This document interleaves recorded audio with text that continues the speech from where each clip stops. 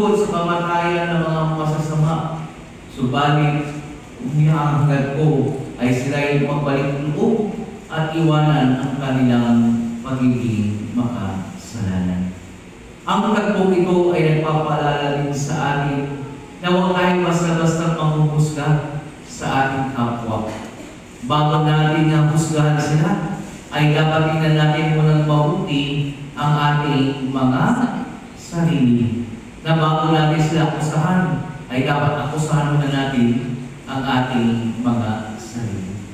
Muling tandaan natin lahat tayo ay makasalanan. Wala din isinuman sa atin ang mas mabait kaysa kanino man. Wala sa atin mas banal kahit kanino pa man. Wala sa atin mas perfecto kaysa kanino pa man. Hindi natin maaaring ikumpara ay mas mabait ako kaysa sa kanya. No? Kaya nga kung isa nakakabay mata ako, kaya Padre, okay na mas mabait man ako kaysa sa kanya. Eh sino nagsabi sa'yo mas mabait ka kaysa sa kanya?